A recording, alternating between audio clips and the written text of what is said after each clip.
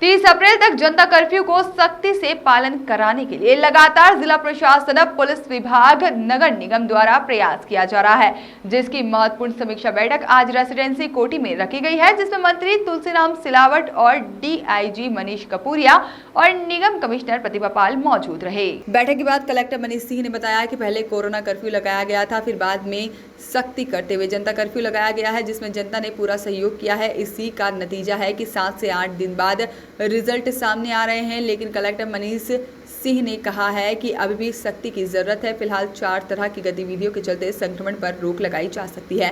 पहली, शहर में भीड़ भाड़ वाले क्षेत्रों में गतिविधियां बंद कराई जाए। दूसरा, क्षेत्र के पॉजिटिव मरीजों को कोविड-19 सेंटर में भेजा जाए ताकि पॉजिटिव मरीज क्षेत्र में न घूमे, और क्योंकि इससे संक्रमण का खतरा लगातार बना रहता है। तीसरी, पॉजिटिव क्षेत्रों में माइक्रो कंटेनमेंट जोन बनाया जाए ताकि पूरे क्षेत्र में या फिर घरों की स्क्रीनिंग की जा सके, जिसके लिए क्षेत्र के बैरिकेड एवं लगाए जाए, जिससे कि लोगों को पता चल सके कि यहाँ पर कोरोना मरीज है और उन्हें जागरूकता बनी रहे। चौथा, सबसे महत्वपूर्ण है, फीवर क्लिनिक में जो भी मरीज सैंपलिंग के लिए जाए उन्हें तत्काल दवा दी जाए, या फिर जिला प्रशासन द्वारा किल कोरोना अभियान 2 चलाया जा रहा है। हर घर में शंका दायन मरीज हैं, जहां पर दवाई और किट देकर परिवार की सुरक्षा की जाए। इन 4 फ्रंट पर फिलहाल जिला प्रशासन ज़्यादा जोर दे रहा है। जिला प्रशासन द्वारा लगातार कार्य किया जा रहा है। इसमें अब अच्छे परिणाम भी दिखाई दे रहे हैं। फिलहाल इससे स्थायी किया जाएगा। इसको लेकर आज महत्वपूर्ण बैठक बुलाई गई है, जिसमें मंत्री तुलसीराम सिलावट,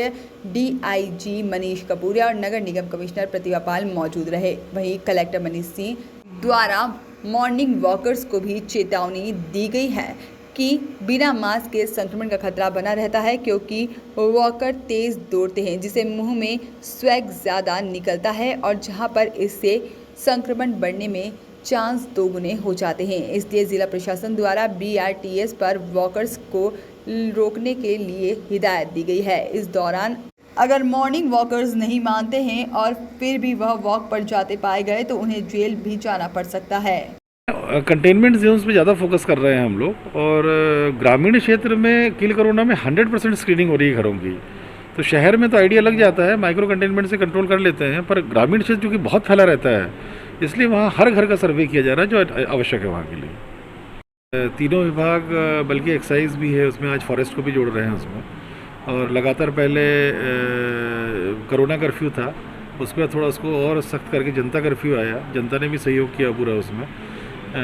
डेफिनेटली उसके रिज़ल्ट्स अच्छे आ रहे हैं, पर इस रिज़ल्ट्स को इस्टेब्लिश करने के लिए हम लोगों को ये थोड़ा अभी सख्ती रखना ज़रूरी है, ताकि अनावश्यक मूवमेंट लोगों का ना हो। 4 तरह की एक्टिविटीज़ रहती हैं बहुत महत्वपूर्ण, जिससे कि संक्रमण की स्पीड में कमी आती है।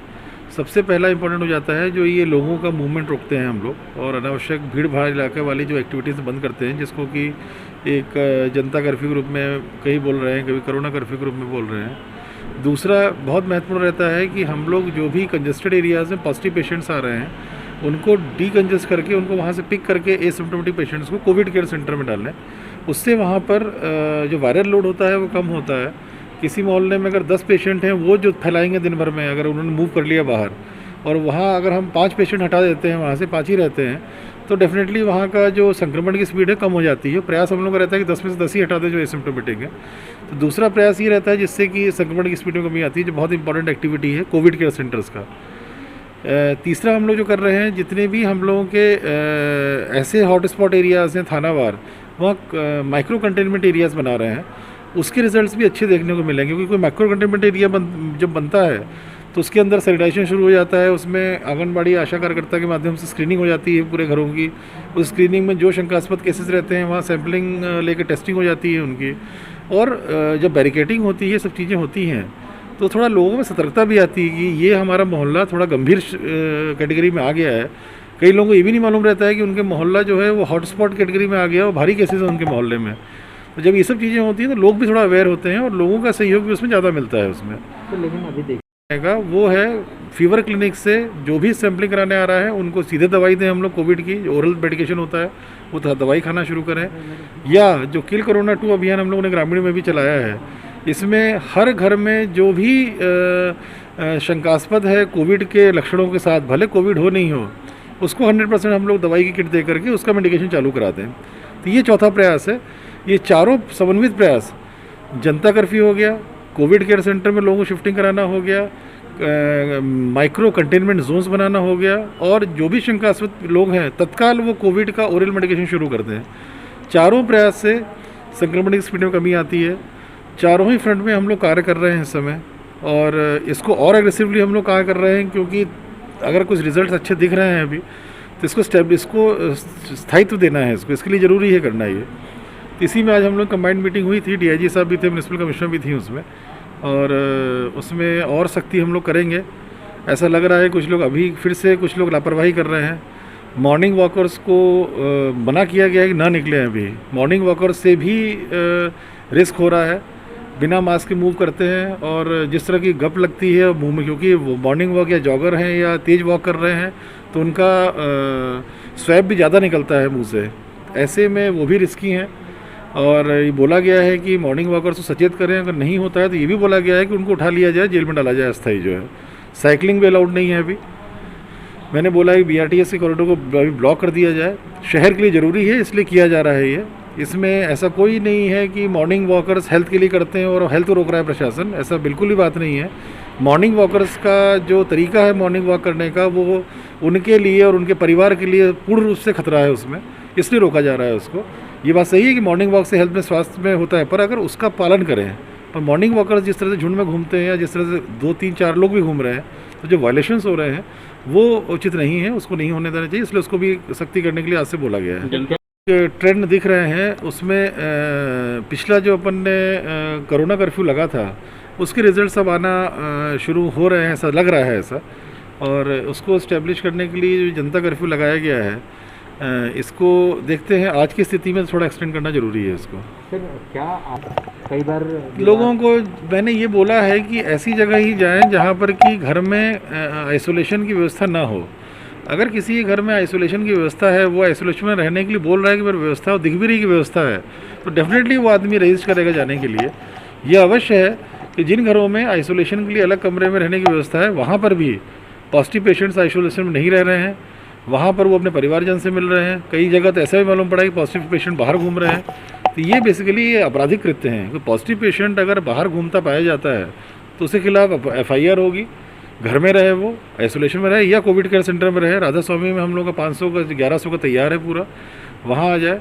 पर पॉजिटिव पेशेंट बाहर नहीं घूम सकता है, जानते हुए कि वो पॉजिटिव है और कहीं बाहर पाया गया, इस बार एपिडेमिक डिजीज एक्ट में मुकदमा कायम किया जाएगा ऐसे लोगों को। साथ ही कलेक्टर मनीष सिंह ने कहा है कि इस दौरान देखा गया है कि माइक्रो कंटेनमेंट एरिया से लगातार शिकायतें मिल रही है कि संक्रमित मरीज बाहर घूम रहे हैं। इसको लेकर कलेक्टर मनीष सिंह ने सख्त लहजे में कहा है कि अगर इस दौरान कोई भी मरीज बाहर घूमता हुआ पाया गया तो उसके खिलाफ सख्त कार्रवाई की जाएगी और उसे प्रकरण भी दर्ज किए जाएंगे। हर बिंदु बार हमने समीक्षा की, किस प्रकार से हमारा इंदौर को हम जो पुराना था, कैसे इस चेन को, इस संकट की, कोरोना वायरस कोविड की चेन को कैसे तोड़े, इस पे हर बिंदु पे बात। और जो जो मुझे निर्देश देना थे मैंने दिए, शहर और जिले दोनों में, लेकिन ये हमने निर्देश दिए। और कोई भी काम, ये इंदौर आपका भी है, मेरा भी है। इस जनता कर्फ्यू जो लगा है वो आम नागरिक के हित के लिए लगा है, परिवार के हित में लगा है, बेटे और हमारी माँ के हित में लगा है। मैं इस चेन को तोड़ने के लिए सरकार अपना काम कर रही है, सरकार युद्ध स्तर पर प्रयास कर रही है और हर समस्या का समाधान कर रही है। पर ये चेन तभी टूटेगी कि इंदौर के भाई और बहन इस जनता कर्फ्यू में हमें सहयोग करें। हमें घर का व्यक्ति घर में, पड़ोस के व्यक्ति को अनुरोध करें, कोई बहुत ज़रूरी काम है तो हम बाहर जाएं। और मैं तो कहता हूँ जिस प्रकार से ये जनता कर्फ्यू हो गया, मास्क ज़रूरी है।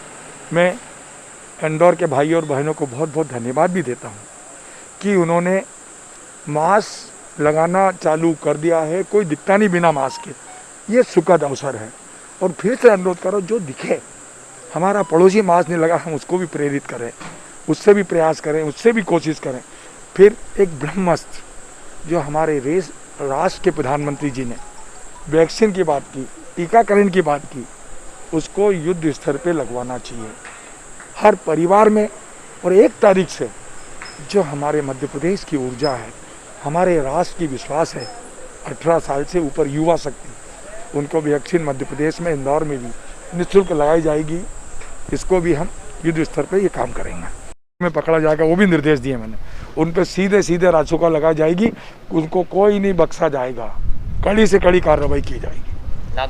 जो समीक्षा जनता कर्फ्यू चल रहा है, ये जनता कर्फ्यू जनता के हित में, जनता द्वारा तो ही हम इस चेन को तोड़ सकते हैं। लगभग 38,000 लोग होम आइसोलेशन में, मैं उनसे प्रत्यक्ष रूप से सीधे संवाद कर रहा हूँ। अब कुछ दिन बाद मुख्यमंत्री भी उनसे बात करेंगे, उनको होम आइसोलेशन में क्या क्या सुविधा चाहिए, क्या दिक्कत आ रही है, क्या समस्या आ रही है, उन सबका समाधान करने की कोशिश सरकार कर रही है। उसी प्रकार से उनको किट, मेडिकल किट मिली कि नहीं मिली, तो आपको पता है 48 डॉक्टर उस home isolation control command area में काम कर रहे हैं। वो निरंतर 4 अप्रैल से पिछले 1 वर्ष हो गया है, 200-250 लोग कार्यरत हैं।